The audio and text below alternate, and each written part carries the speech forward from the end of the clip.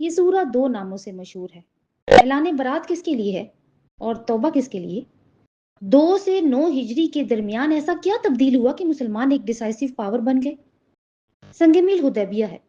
اس کے بعد ہونے والے واقعات نے 2 بڑے رخ اختیار کیے، فتح مکہ اور سلطنت روم سے ٹکراؤ۔ غزوہ حنین جاہلی نظام کے تابوت میں آخری کیل تھا۔ غزوہ تبوک نے مشرکوں اور منافقین کی رہی سہی امیدیں بھی خاک میں ملا دیں۔ ایک امت اپنے تشخص کو کیسے سسٹین کرے گی؟ سورہ توبہ ہمیں بتاتی ہے۔ انٹرنل تھریٹس زیادہ بڑا چیلنج ہے، اور وہ ایمان کی کمزوری اور منافقت ہے۔ نحمد و نصلی علی رسول الکریم، اما بعد، اعوذ باللہ من الشیطان الرجیم، بسم اللہ الرحمن الرحیم۔ رب اشرح لی صدری ویسر لی امری واحلل عقدۃ من لسانی یفقہوا قولی۔ اللہم زدنا علما، اللہم فقہنا فی الدین، اللہم اغفر لنا وارحمنا، انت مولانا فانصرنا علی القوم الکافرین، رب یسر ولا تعسر وتمم بالخیر، آمین یا رب العالمین۔ الحمدللہ سورۃ انفال کا مطالعہ مکمل ہو چکا ہے، اور اس دوران ہم نے صرف آیات نہیں پڑھی بلکہ ایک مومن جماعت کی تربیت، حکمت عملی اور آزمائشوں کو بھی دیکھا۔ ہم نے مشاہدہ کیا کہ ایک مقصد کو حاصل کرنے کی کیا اسٹریٹجیز ہو سکتی ہیں، ذاتی، اجتماعی اور امت کے لیول تک۔ اب ہم الحمدللہ سورہ توبہ کی طرف بڑھ رہے ہیں، تو ہمارا مقصد ایک نئی سورہ کا مطالعہ تو ضرور ہوگا، لیکن ساتھ ساتھ سورۃ انفال سے سورہ توبہ تک آنے والی فکری، عملی اور تاریخی ڈیولپمنٹ کو بھی ہم سمجھنے کی کوشش کریں گے۔ یہ دونوں صورتیں، ایک بات نوٹ کر لیجئے، سورۃ انفال اور سورۃ توبہ جوڑے کی شکل میں ہیں، اور جو صورتیں جوڑے کی شکل میں ہوتی ہیں اس میں ہمیں مضامین کی کچھ ڈیولپمنٹ نظر آتی ہیں۔ تو سورہ توبہ کو انشاءاللہ ایک الگ صورت کے طور پر نہیں بلکہ ہم انفال کے تسلسل میں دیکھنے کی کوشش کریں گے۔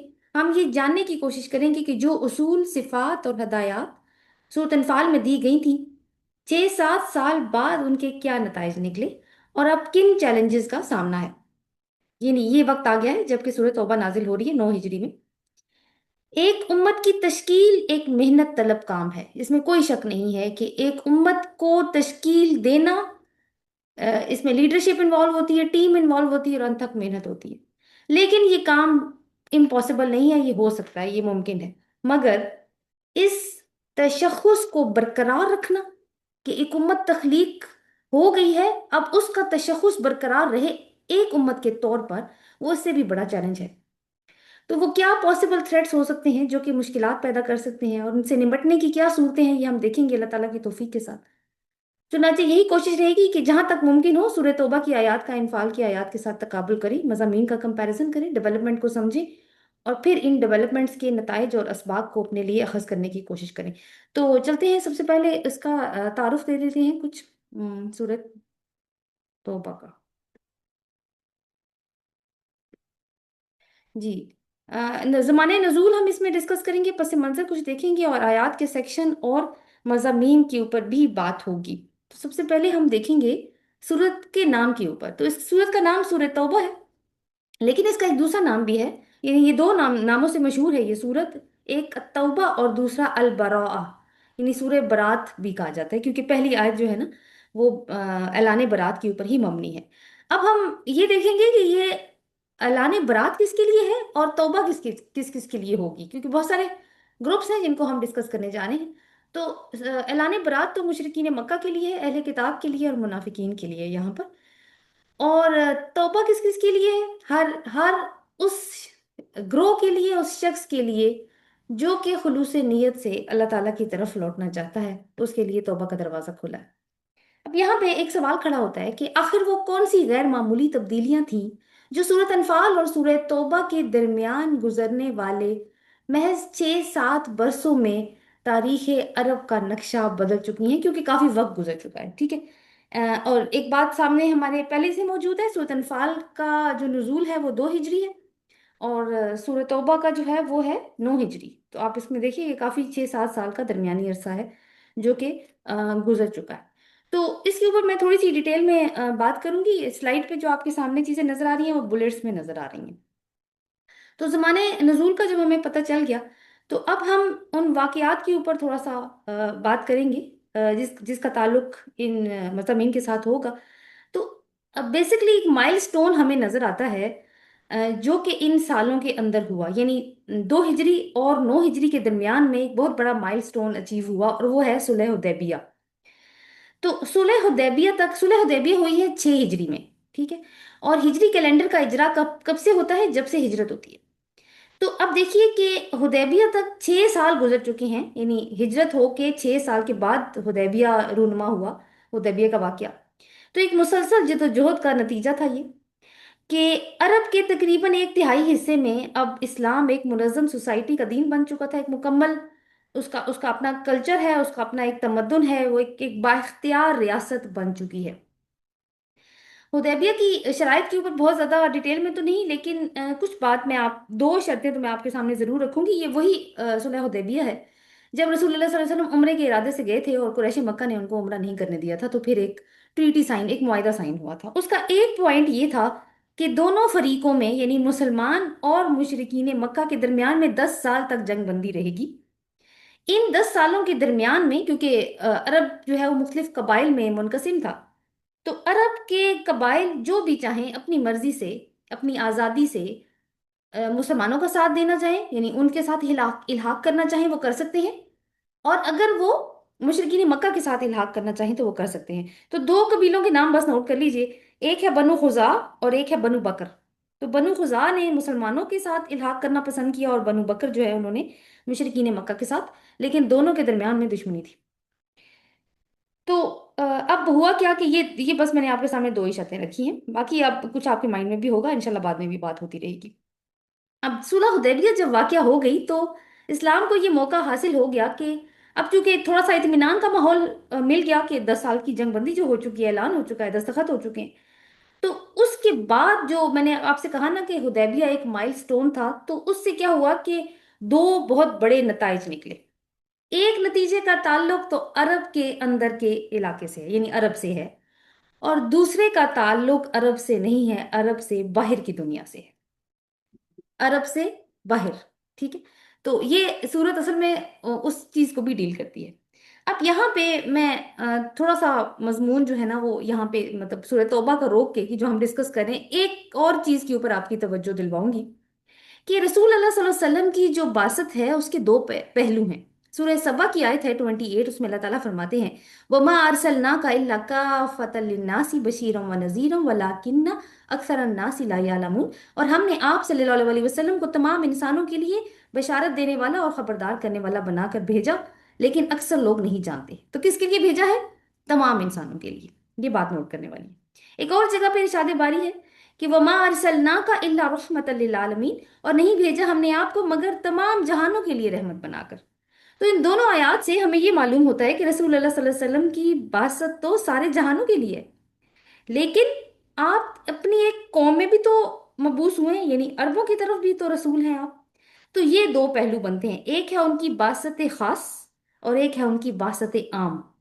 بعثت خاص کیا ہے کہ یہ رسول اللہ صلی اللہ علیہ وسلم کی جو بعثت ہے یہ لنک کرتی ہے خاص طور پر عرب کے علاقے میں جہاں پہ وہ مبعوث ہوئے۔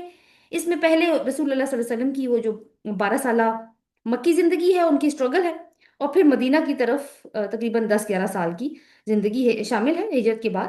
اس میں آپ صلی اللہ علیہ وسلم کی جو تبلیغ کی توجہ ہے وہ خاص اسی علاقے کی طرف مرکوز تھی، خود آپ صلی اللہ علیہ وسلم انہی میں سے تھے۔ جیسے حضرت ابراہیم علیہ السلام نے دعا مانگی تھی کہ جب وہ کعبہ کی دیواریں بلند کر رہے تھے کہ انہی میں سے ایک رسول بھیج، تو رسول صلی اللہ علیہ وسلم ان کی دعا کا جواب تھے۔ سو وہ یعنی عربی تھے رسول اللہ صلی اللہ علیہ وسلم، خود بھی زبان بھی جو ہے وہ ان کی عربی تھی، قرآن بھی پھر عربی میں نازل ہوا۔ تو پھر آپ صلی اللہ علیہ وسلم نے مکہ میں رہ کر ان کے اوپر اتمام حجت کی۔ مکہ والے تو نہیں مانے، پھر سنت الہی کے مطابق یہی ہوا کہ جب رسول کی تکذیب کر دی جائے تو ایک عذاب آتا ہے، جو کہ پھر ہم نے سورۃ انفال میں دیکھا بھی۔ لیکن آخرکار آپ نے پھر پورے عرب میں دین نافذ کر دیا، عملی شکل پہ، عملی شکل کے اندر نافذ ہو گیا، یعنی عملی شکل کا مطلب ہے کہ ایک اسلامی ریاست جس کے قوانین قرآن کے تابع تھے۔ اب ہم دیکھتے ہیں ان کی بعثت عام کو، جو کہ تمام انسانیت کے لیے۔ تو رسول اللہ صلی اللہ علیہ وسلم کی جو بعثت عمومی ہے یا بعثت عام ہے، وہ تو پوری انسانیت کی طرف ہے اور قیامت تک کے لیے۔ تو اس سلسلے میں دعوت کا آغاز عرب سے باہر باقی ممالک تک بھی اسلام کا پیغام پہنچانا شامل تھا۔ تو اس سلسلے کا آغاز بھی حدیبیہ سے ہی ہوا کہ میں نے آپ کو بتایا کہ 6 ہجری میں صلح حدیبیہ ہوئی، اور اس میں کون سی وہ ایک مین شرط میں نے آپ کو بتائی، 10 سال تک فریقین میں جنگ بندی رہے گی. تو اس کی وجہ سے کیا ہوا کہ رسول اللہ صلی اللہ علیہ وسلم کو باہر بھی یعنی آؤٹ ریچ پروگرام کی طرف توجہ دینے کا موقع مل گیا. تو آپ نے کیا کیا کہ عرب کے باہر مختلف امراء اور بادشاہوں کو خطوط لکھے. ان خطوط کو لے کے رسول اللہ صلی اللہ علیہ وسلم کے ساتھی خود گئے اور انہوں نے پہنچائے. اس میں سلطنت روم شامل ہے، ایران ہے، مصر ہے، حبشہ کے بادشاہوں کو خطوط لکھے اور اسلام کی دعوت دی. یہ خطوط جو ہے نا یہ ریکارڈ میں بھی موجود ہے. میں آپ کو ایک خط کا سیمپل بھی دکھاؤں گی. تو یہ بات بھی آپ نے مائنڈ میں رکھنی ہے کیونکہ یہ ریلیونٹ تھی، اس لیے میں نے اس کو یہاں پہ ڈسکس کر لیا. بہرحال اب ہم واپس آتے ہیں سورہ توبہ کے تعارف کی طرف. تو میں نے آپ کو ایک بات اس سے پہلے جو ہم بات ڈسکس کر رہے تھے کہ جو صلح حدیبیہ ہے اس کے دو بہت بڑے نتیجے نکلے. ٹھیک ہے، ایک نتیجہ عرب کے اوپر نکلا، یعنی عرب کی سرزمین کے اوپر، اور ایک پھر سلطنت روم سے اس کا تعلق تھا. تو اب دیکھتے ہیں کہ حدیبیہ کا فائدہ کیا ہوا پہلے عرب میں. سو عرب میں حدیبیہ کے بعد دعوت و تبلیغ اور جو قوت کو استحکام بخشنے کی جو تدبیریں اختیار کی گئیں ان کی بدولت کیا ہوا کہ 2 سال کے اندر ہی، یعنی 2 سال کے اندر کا کیا مطلب ہوگا، 6 ہجری سے لے کے 8 ہجری تک. ٹھیک ہے، 6 ہجری کا مائل سٹون ہم نے کیوں سیٹ کیا ہے، حدیبیہ وہاں پہ ہوئی ہے. تو اس میں کیا ہوا کہ اسلام کا دائرہ یعنی اس کا اثر اتنا پھیل گیا کہ اس کی طاقت زبردست ہو گئی اس ٹائم کے اندر. اور جو جاہلیت کا نظام تھا وہ ان کے مقابلے میں بالکل بے بس ہو کے رہ گیا. تو آخرکار جب قریش کے زیادہ پرجوش کچھ لوگ تھے انہوں نے دیکھا کہ ہم تو بازی ہار رہے ہیں، تو ان سے صبر نہیں ہوا اور خود ہی صلح حدیبیہ کو توڑ دیا انہوں نے. اب صلح حدیبیہ کو توڑ دیا تو آپ دیکھیں کہ ایک شک بھی ٹوٹ جائے نا. اصل میں ہوا کیا تھا کہ بنو خزاعہ اور بنو بکر نے رات کے اندھیرے میں بنو خزاعہ کے اوپر حملہ کر دیا تھا. اس کا مطلب کیا تھا کہ الحاق جب ہوا ہے تو وہ تو مین قبیلہ ہی تصور کیا جائے گا نا. اگر بنو بکر بنو خزاعہ پہ حملہ کرے تو بنو بکر کن کے ساتھی ہیں، مشرکین مکہ کے. اور یہ نہیں کہ انہوں نے ویسے اپنے کوئی ایسا ڈیسیجن لیا کہ جس میں کسی کو پتہ نہیں تھا. یہ بالکل ایسے ہی ہے کہ آپ یہ کہیں کہ جینوسائیڈ کے لیے ہم ہتھیار تو پرووائڈ کریں گے لیکن ہم ساتھ نہیں ہوں گے. یہ ویسی ہی سچویشن تھی. تو آج کل تو یہی ہو رہا ہے. اینی وے، سو اب ہوا کیا کہ وہ اب ایک شک جب ابالش ہوئی تو صلح حدیبیہ تو ٹوٹ گئی. تو اب کیا ہوا کہ یعنی کیوں انہوں نے یہ کام کیا کہ وہ ایک آخری فیصلہ کن مقابلہ چاہتے تھے رسول اللہ صلی اللہ علیہ وسلم کے ساتھ. لیکن رسول اللہ صلی اللہ علیہ وسلم نے ان کی یہ جو عہد شکنی ہے اس کے بعد ان کو سنبھلنے کا بالکل موقع نہیں دیا. اور پھر اچانک مکہ پہ حملہ کر کے رمضان 8 ہجری میں مکہ فتح ہو گیا. سورہ توبہ جب نازل ہوئی ہے مکہ فتح ہو چکا ہے. اور اس کے بعد کیا ہے کہ یہ جو جاہلی نظام تھا اس نے ایک آخری کوشش مزید کی. اور اس میں کیا ہوا کہ حوازن، ثقیف، نظر اور جشم کے کچھ قبائل اور کچھ دوسرے بھی قبائل اس میں شامل تھے. انہوں نے اپنی ساری طاقت کو اکٹھا کیا اور مسلمانوں کے خلاف جو ہیں وہ چڑھائی کر دی. اور یہ کون سا غزوہ ہوا تھا؟ غزوہ حنین. آپ نے طائف کا نام تو سنا ہوگا نا. تو طائف میں بنو حوازن اور بنو ثقیف کے قبائل تھے. اور آپ کو وہ طائف کا واقعہ بھی یاد آ گیا ہوگا کہ جو انہوں نے رسول اللہ صلی اللہ علیہ وسلم کے ساتھ سلوک کیا تھا جب رسول صلی اللہ علیہ وسلم وہاں پہ گئے تھے. تو اب کیا ہے کہ انہوں نے اپنی طاقت اکٹھی کی اور مسلمانوں کے خلاف وہ کر دیا تاکہ اب وہ اس انقلاب کو روک سکیں جو کہ اب فتح مکہ کے بعد ظاہر ہے کہ تکمیل کے مرحلے تک پہنچ رہا ہے. لیکن یہ حرکت بھی ناکام ہوئی اور حنین کی شکست کے ساتھ پھر عرب کی قسمت کا ایک فیصلہ ہو گیا کہ اب عرب جو ہوگا وہ صرف دارالاسلام ہوگا، کوئی اور دین نہیں ہوگا اس کے اندر. تو اس واقعے پر پھر پورا 1 سال بھی نہیں گزرا تھا کہ پھر عرب کا پورا جو سسٹم ہے یعنی سارا جو عرب ہے وہ شامل ہو گیا. اس میں سلائیڈ میں آپ کو ایک لاسٹ پوائنٹ نظر آ رہا ہے، نسائی کا خاتمہ. تو حنین میں فتح پانے کے بعد اب کیا تھا کہ یہ جو نسائی تھی نا، اصل میں یہ ان کا وہ جو سسٹم جو چل رہا تھا انہوں نے اپنے سسٹم کے اندر بہت ساری چینجز کی ہوئی تھی جو کہ یہ ملت ابراہیمی کے نام پہ کیا کرتے تھے. کہ کیلنڈر کے اندر نا انہوں نے ہیر پھیر کی ہوئی تھی. حرمت کے مہینے 4 تھے نا، اس کے بارے میں ہم پڑھ چکے ہیں. تو یہ کیا کرتے تھے کہ حرمت کے مہینوں کو اپنے انٹرسٹ کے مطابق چینج کر لیا کرتے تھے کہ یہ حرمت کا مہینہ ہے، اس میں جنگ تو نہیں ہو سکتی، سب کو پتا تھا، یہ تو قانون تھا. تو نہیں، چونکہ جنگ کرنی ہے، فلانے قبیلے پر حملہ کرنا ہے یا فلانے قافلے کو لوٹنا ہے اب ہم نے، تو ایسے کرتے ہیں حرمت کا مہینہ یہ والا نہیں رکھتے، کوئی اور رکھ لیں گے. جو جو بغیر حرمت کے مہینے تھے وہ غیر حرمت کا جو مہینہ تھا وہ اس میں شامل کر لیتے تھے. اس طریقے سے انہوں نے کیلنڈر کے اندر نا ہیر پھیر کی ہوئی تھی. تو وہ بھی آیات جو ہیں پھر سورہ توبہ میں نازل ہوگی. سو رزلٹ اس کا کیا نکلا پھر کہ عرب کا بیشتر حصہ اسلام کے زیر اثر آ چکا تھا. اور لیکن کچھ جو ہیں وہ آثار ضرور موجود تھے جاہلیت کے، لیکن وہ معمولی اثرات تھے. اس کے بعد جو دوسری چیز شروع ہوتی ہے وہ ہے پھر سلطنت روم کی طرف. جیسے میں نے آپ کو کہا تھا نا کہ دو اس کے اثر امپیکٹ ہوئے، ایک تو عرب کے اندر ہوا، وہ میں نے آپ کو بتا دیا. عرب کے باہر کیا ہوا کہ رسول اللہ صلی اللہ علیہ وسلم نے خطوط لکھنے شروع کیے مختلف بادشاہوں کی طرف، اور ان میں ان کو اسلام کی دعوت دی.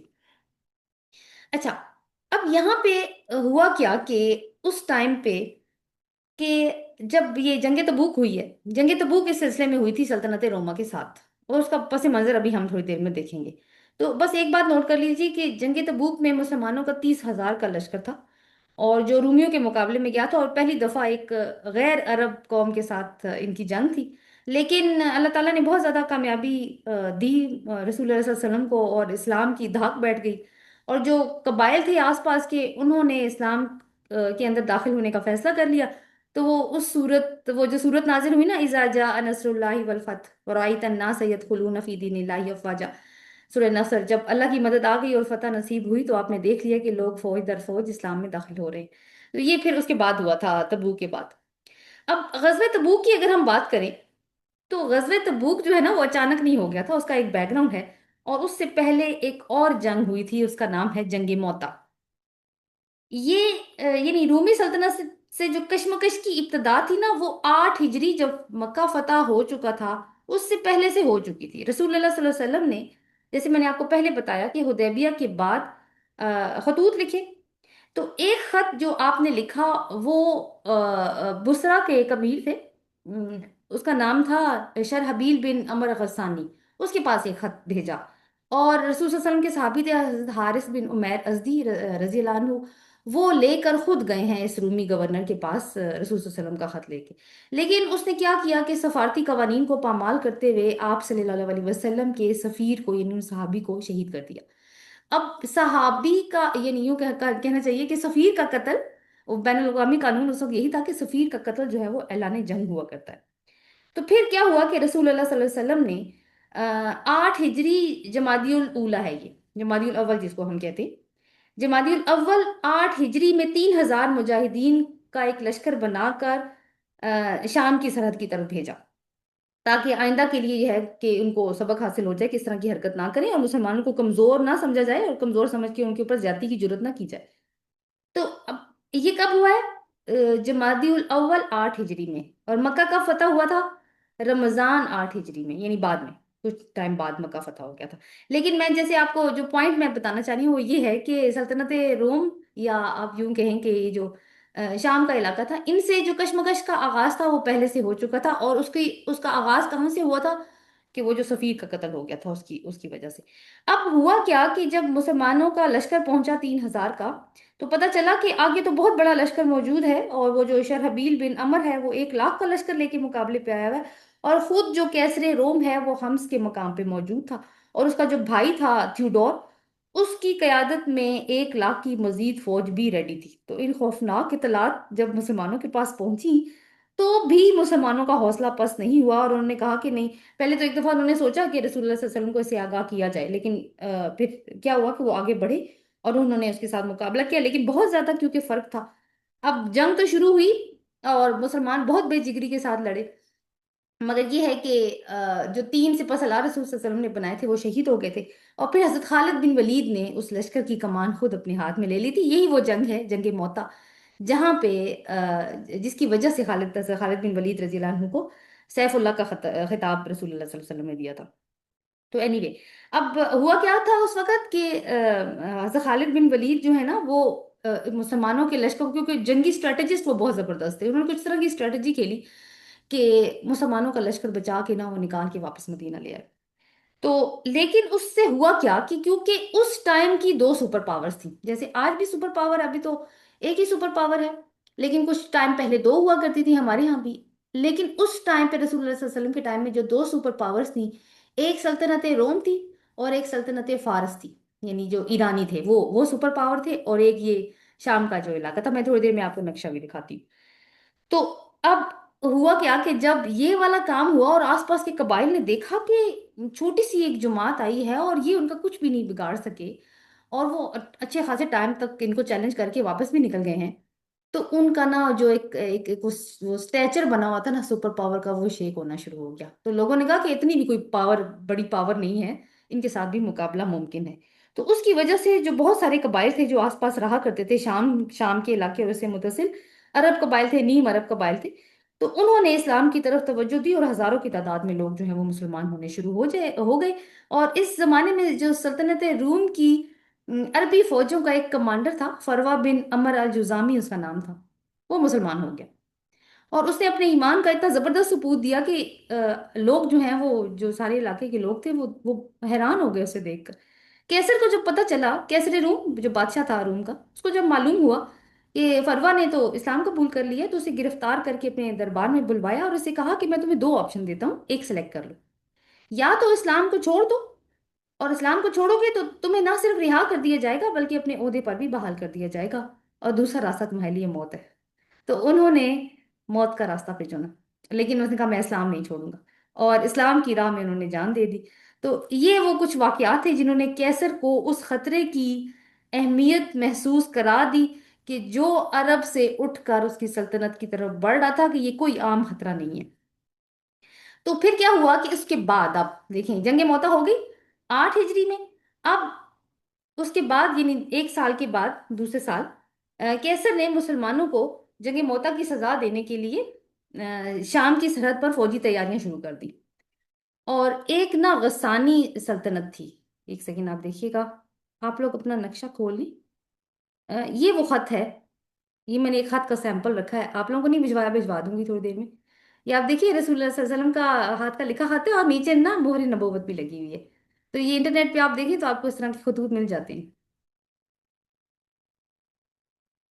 اچھا جی، ہاں یہ تو اگر میرا کرسر آپ کو نظر آ رہا ہے نا، اب واٹس ایپ والے دیکھیں اس کو خود ہی، یہ دیکھیں آپ کو نا یہاں پہ مکہ نظر آ رہا ہے، یہ میرا کرسر وہاں پہ گھوم رہا ہے، یہ طائف ہے، یہ بدر ہے، یہ مدینہ ہے۔ ابھی مسلمان کہاں موجود ہیں؟ اس جگہ پہ مدینہ میں موجود ہے۔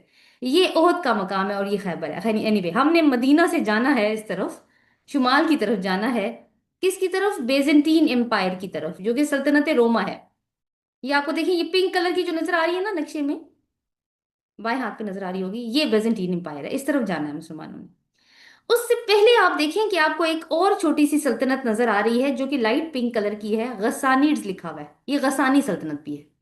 یہ ساری کیا ہیں؟ عیسائی سلطنتیں ہیں یہ۔ تو مسلمان کہاں گئے ہیں؟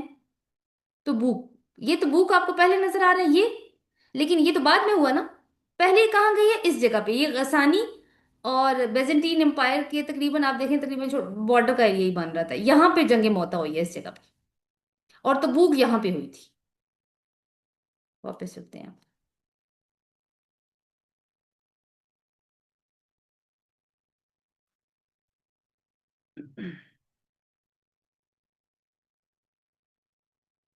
اب ہم جنگ موتا کی بات ڈسکس کرنے لگے ہیں کہ جنگ موتا سے غزوہ تبوک تک کیا معاملہ پیش ہوا۔ تو میں نے آپ کو بتا دیا کہ اس نے فوجیں اکٹھی کرنی شروع کر دی، اور جو غسانی سلطنت تھی جس کے بارے میں ابھی میں نے آپ کو بتایا، یہ بھی انہیں کے ماتحت تھے، انہوں نے بھی فوجیں اکٹھی کرنی شروع کر دی، یعنی ایک الائنس ان کا تھا آپس میں۔ لیکن رسول اللہ صلی اللہ علیہ وسلم بھی بے خبر نہیں تھے، اور ہر اس چھوٹی سے چھوٹی بات سے بھی رسول اللہ صلی اللہ علیہ وسلم، اور بڑی سے بڑی بات سے بھی خبردار رہتے تھے، جس کا جو جو اسلامی انقلاب تھا اس کے اوپر کچھ بھی اثر ہو سکتا تھا۔ تو آپ صلی اللہ علیہ وسلم نے ان تیاریوں کے معنی فوراً سمجھ لیے، اور بغیر کسی تعامل کے کیسر روم کی سلطنت سے ٹکرانے کا فیصلہ کر لیا۔ اور کیونکہ اس موقع پہ ذرا برابر بھی کمزوری دکھائی جاتی تو سارا بنا بنایا کھیل بگڑ جاتا۔ بالکل ایسے ہی ہم نے حالات ڈسکس کیے تھے، آپ کو یاد ہوگا، سورۃ انفال کے موقع پہ۔ اب یہاں پہ ہمیں تین شاخی یا تین طرح کے تھریٹس نظر آ رہے ہیں۔ ایک تو یہ ہے کہ عرب کی جو جاہلیت جو ہے، جو دم توڑ رہی ہے، جو فتح مکہ اور وہ حنین کے نتیجے پہ، اور حنین پہ ان پہ آخری ضرب لگ چکی تھی، ان کے اندر پھر سے ایک امید جاگ اٹھی کہ جب ان کا ٹکراؤ وہاں سے ہوگا، اور وہ تو اتنی بڑی سلطنت ہے تو یہ تو ہار جائیں گے، تو اب ہمارا کام بننے کا چانس پھر سے بھی ہے۔ دوسرا خطرہ کیا تھا کہ مدینہ کے منافقین، جو کہ آپ دیکھیں کہ غسانی سلطنت کے عیسائی بادشاہ کے ساتھ اور کیسر کے ساتھ بھی تعلقات رکھتے تھے ایک شخص کے ذریعے، اور اس شخص کا نام تھا ابو عامر راہب، یعنی ان کے وہاں سے تعلقات تھے اور یہ ساز باز آپس میں کر رہے تھے، اور انہوں نے اوپر تو دینداری کا ایک پردہ ڈالا ہوا تھا، لیکن اندر ہی اندر یہ اسلام کے لیے بہت بڑا خطرہ بنتے جا رہے تھے۔ انہوں نے کیا کیا کہ مدینہ کے قریب اپنا ایک ہیڈ کوارٹر تعمیر کیا، آپ کو پتا ہے اس کا نام کیا تھا؟ مسجد زرار، یہ نام آپ نے سن رکھا ہوگا، یعنی جس کو کہتے ہیں نا بغل میں چھری منہ میں رام رام، یہ والا ان کا ہاتھ ہے۔ اور تیسرا خطرہ تھا کہ سامنے سے تو کیسر روم کھڑا تھا، اور کیسر روم کا دبدبا اس زمانے میں اسی بھی زیادہ تھا کہ وہ جو دوسری سپر پاور تھی نا، ایرانی سپر پاور، اس کو بھی وہ شکست دے چکا تھا کچھ ٹائم پہلے۔ تو ان تین زبردست خطروں کی جو جو ایک متحدہ محاذ بن چکا تھا وہ، اگر یعنی یہ ایک بہت بڑا تھریٹ تھا کہ اسلام کی جیتی ہوئی بازی بھی ہاری جا سکتی تھی۔ اور مدینہ کے کیا حالات تھے اس وقت کے ٹائم پہ، کہ مدینہ میں کیا ہو رہا تھا؟ تو آپ دیکھیں کہ قحط سالی تھی، گرمی کا شدید موسم، شدید گرمی کا موسم، فصلیں پکنے کے قریب تھی، کھجوروں کی فصل پکنے کے قریب تھی، مرد سارے نکل جانے تھے، تو کس نے توڑنی تھی پھر کھجوریں؟ کھجوریں کیسے توڑی جاتی ہیں؟ اور اوپر سے یہ ہے کہ کچھ زیادہ ریسورسز بھی نہیں تھے، سواریوں کا انتظام نہیں تھا، سرمائے کی بہت زیادہ کمی تھی، اور دنیا کی سب سے بڑی دو سپر پاورز میں سے ایک کے ساتھ مقابلہ تھا۔ تو اللہ تعالیٰ یعنی رسول اللہ صلی اللہ علیہ وسلم نے یہ دیکھ کر کہ یہ تو زندگی اور موت کے یعنی ایک فیصلے کی آخری گھڑی آن پہنچی ہے، تو تیاری کا حکم دے دیا آپ نے۔ تو پہلے جتنے بھی غزوات ہو چکے اس میں رسول اللہ صلی اللہ علیہ وسلم کا یہ قاعدہ تھا کہ آخر وقت تک کسی کو بتاتے نہیں تھے کہ کہاں جانا ہے ہم نے، کس سے مقابلہ درپیش ہے۔ صحابہ کرام پوچھتے بھی نہیں تھے، بس تیاری کا حکم دے دیا، تیاری ہو گئی، نکل پڑے۔ جہاں جانا ہوتا تھا اس راستے کو بھی اسٹریٹ اوے اڈاپٹ نہیں کرتے تھے، بلکہ کچھ جیسے ہوتے ہیں نا کہ پھیر کر کچھ دوسرے راستوں سے گزار کر لشکر کو لے کے جاتے تھے۔ لیکن یہ وہ واحد موقع تھا جہاں پہ آپ نے کوئی پردہ نہیں رکھا، صاف صاف بتا دیا کہ رومیوں کے ساتھ مقابلہ ہے، شام کی طرف جانا ہے۔ اور یہ جو موقع تھا کتنا نازک تھا، سارا عرب ہی اس کو محسوس کر رہا تھا۔ جو جو جاہلیت کے جو اثرات تھے، میں نے آپ کو جیسے تین وہ خطرے بتائے نا، ان کے لیے تو آخری امید کی ایک کرن تھی کہ یہ جو بے چینی سے وہ انتظار کر رہے تھے کہ کب ان کو مسلمانوں کو شکست ہو، کیونکہ وہ جانتے تھے کہ یہ بھی نہ ہوا نا تو پھر ہمارے لیے کوئی امید نہیں۔ منافقین نے بھی اپنی آخری بازی اسی پر لگا دی، وہ مسجد زرار بنا کر اس انتظار میں تھے کہ شام کی جنگ میں اسلام کی قسمت کا فیصلہ ہو، اور وہ تو تیار ہیں عرب کے اندر فساد اور فتنہ پیدا کرنے کے لیے، اور انہوں نے تو بہت ساری تیاری بھی کر رکھی تھی۔ اور تیسرا گروہ تھا پھر مومنین کا، ان کو بھی پورا احساس تھا کہ جس انقلاب کے لیے، جس تحریک کے لیے 22 سال سے وہ کوشش کر رہے ہیں، اس وقت اس کی قسمت ایک ترازو میں ہے۔ اور اس موقع پہ جرت دکھانے کے معنی یہ ہوں گے کہ اگر یہ تحریک ساری دنیا پر چھا جائے تو مسلمان ساری دنیا پہ چھا جائیں گے، اور کمزوری دکھانے کا مطلب پھر یہی ہوگا کہ عرب میں بھی پھر ان کا کوئی نام و نشان نہیں رہے گا مسلمانوں کا۔ تو اسی احساس کے ساتھ بہت جوش و خروش سے جنگ کی تیاری شروع ہو گئی۔ اور کیونکہ اعلان ہوا کہ ریسورسز بھی پرووائڈ کرنے ہیں تو انفاق کا حکم ہوا۔ ایک تو یہ کہ سب نے شامل ہونا ہے اس جنگ میں، یعنی اس طرح سے پہلے تو کوئی فرض نہیں تھا کسی کے لیے بھی کہ لوگ والنٹیئر ہی کرتے تھے جنگوں میں جانے کے لیے، لیکن تبوک کا جب موقع آیا تو یہ بھی کہا گیا کہ اب سب نے ہی شامل ہونا ہے، کوئی پیچھے نہ رہے۔ اور دوسری بات ہے کہ اپنا مال بھی خرچ کرو۔ تو وہ جو واقعات آپ نے سنے ہیں کہ حضرت ابو بکر صدیق نے اپنے گھر کا، اپنے یعنی پوری عمر کی جو کمائی تھی رسول اللہ صلی اللہ علیہ وسلم کے قدموں میں ڈھیر کر دی، حضرت عمر بن خطاب نے اپنی عمر بھر کی کمائی کا آدھا حصہ دے دیا، حضرت عبد الرحمن عوف نے بھی بہت بڑی بڑی رقوم پیش کی، حضرت عثمان غنی نے بھی رضی اللہ عنہ نے۔ تو یہ وہ صحابہ تھے کہ جنہوں نے بہت زیادہ اس میں انفاق کیا۔ لیکن آپ دیکھیں کہ صحابہ کرام میں سے بھی ہر ایک کی حالت ایک جیسی نہیں تھی، سارے فائنینشلی ایک سٹیٹس پہ نہیں تھے، کچھ غریب صحابہ بھی موجود تھے، تو محنت مزدوری کر کے جو کچھ کمایا لا کے حاضر کیا رسول اللہ صلی اللہ علیہ وسلم کے سامنے، خواتین نے اپنے زیور اتار اتار کر دیے۔ اور پھر جو جنگ میں جو حصہ لینے والے لوگ تھے، جو والنٹیئرز تھے، ان کے لشکر ہر طرف سے آ رہے تھے، تو انہوں نے رسول اللہ صلی اللہ علیہ وسلم سے تقاضا بھی کیا کہ ان کے لیے اسلحے کا انتظام کیا جائے، سواریوں کا انتظام بھی کیا جائے، ہم تو اپنی جانیں قربان کرنے کو تیار ہیں۔ تو سب کچھ لیکن سواریاں نہیں مل سکی۔ کچھ لوگ ایسے تھے، یعنی اتنا اخلاص تھا کہ رسول اللہ صلی اللہ علیہ وسلم کا بھی دل بھر آتا تھا ان کا جوش و ولولہ دیکھ کے، لیکن ریسورسز کی کمی بہت زیادہ تھی۔ کچھ لوگ جن کو سواریاں نہیں ملی ان کو واپس جانا پڑا، وہ جاتے ہوئے رو رہے تھے، اور اللہ تعالیٰ نے اس واقعے کو بھی رجسٹر کیا ہے سورہ توبہ کے اندر۔ اینی وے، اب یہ ہے کہ تبوک کی سفر میں کچھ ایسے بھی لوگ تھے جو نہیں گئے، وہ بھی ہم انشاءاللہ پڑھیں گے۔ تو جو شخص پیچھے رہ جاتا، صحابہ کرام جو ہیں وہ رسول اللہ صلی اللہ علیہ وسلم کو خبر دیتے کہ وہ فلانا نہیں آیا، دیکھیں رسول اللہ صلی اللہ علیہ وسلم وہ فلانا بھی نہیں آیا، تو جواب میں رسول اللہ صلی اللہ علیہ وسلم یہی فرماتے تھے کہ جانے دو، اگر اس میں کچھ بھلائی ہے تو اللہ اسے پھر سے تمہارے ساتھ ملا لے گا، اور اگر کوئی دوسری حالت ہے تو شکر کرو کہ اللہ تعالیٰ نے اس کی جھوٹی رفاقت سے تمہیں خلاصی بخش دی۔